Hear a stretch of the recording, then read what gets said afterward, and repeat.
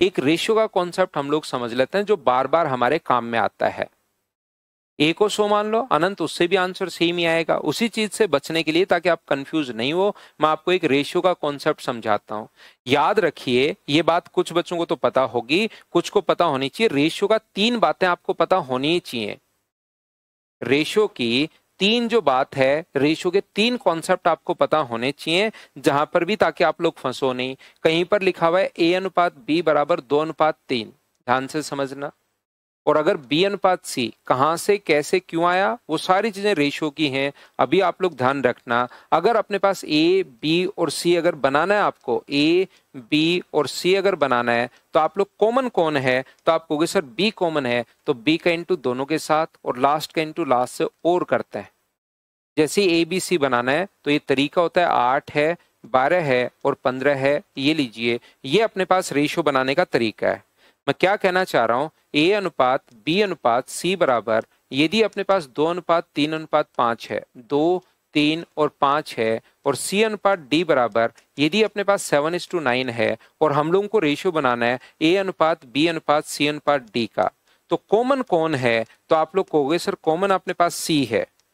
सी अपने पास कॉमन है, तो उसका इंटू तीनों के साथ कर दीजिए, 14, 21, 35 और 45। ये लीजिए, ये अपने पास आंसर आ जाएगा। इस प्रकार से हम लोग करते हैं। एक चीज ये आपको पता होनी चाहिए, पता है बहुत अच्छी बात है, नहीं पता तो आपको ये बात, पहली बात, जो भी कॉमन है उसका इंटू सभी के साथ कर दो और लास्ट में लास्ट का इंटू और कर दीजिए। ये लीजिए।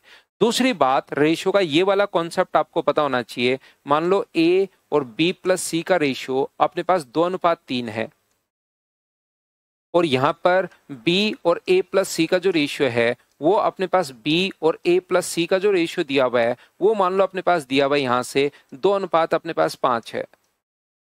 तो यहां से लोग अगर सेम है, देखो ये छोटी छोटी चीजें हैं जो आपको पता होनी जरूरी है, कि अपने पास यहाँ पर लोग ऊपर भी ए बी सी है, यहाँ पर भी ए बी सी है, तो इनका सम तो 5 है और इनका सम 7 है। ये क्या मतलब हुआ, जब लोग सेम हैं तो उनकी एफिशिएंसी का सम भी क्या बराबर होना चाहिए क्या, तो इधर तो सम आ गया 5 और इधर आ गया 7, ये तो मतलब सही बात नहीं है। तो हम लोग क्या करते हैं, इनके सम का इधर गुना करते हैं, तो कितना हो जाएगा 10 और 25, और इनके सम का 7 का इधर गुना करोगे तो कितना होगा 14, और अपने पास यहाँ पर ये हो जाएगा 21। तो अपने पास देखिए, इनका सम भी अपने पास 35 हो गया और इनका सम भी 35 हो गया। ऐसा करते ही सम बराबर हो जाता है। दूसरी ये बात आपको पता होनी चाहिए, इधर वाले के सम का इधर गुना और इधर वाले सम का इधर गुना। ये क्यों मैं बता रहा हूं, ये बीच बीच में मैं काम में लेना शुरू करूंगा, उस टाइम भी मैं बता दूंगा वापस कि ऐसा होता है, लेकिन वो अचानक पहली बार नहीं लगेगा, अरे ये चीज पहली बार क्या आ गई। आपको दूसरी तीसरी बार जब देखोगे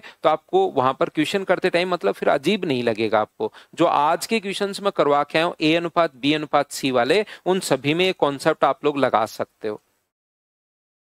तीसरी बात आपको पता होना चाहिए, अगर कभी भी 3 या 3 से अधिक रेशियो को, मान लीजिए अपने पास 2:3:4 अगर है, और इसको उल्टा रेशियो अगर बनाना है या 5 अगर है, तो उसके 2 तरीके अपने पास होते हैं। 2, 3 और 5 का उल्टा रेशियो बनाना है तो या तो आप लोग एलसीएम से डिवाइड कर दो, जो कि अपने पास 30 है।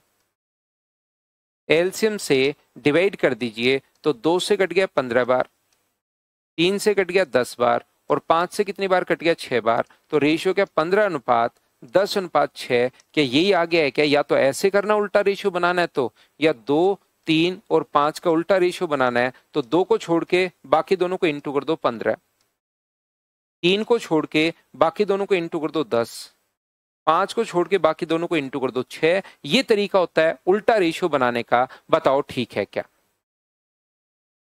तो ये चीजें जो है, इनको आप लोग थोड़ा सा दिमाग में रखना, थोड़ा ध्यान रखना।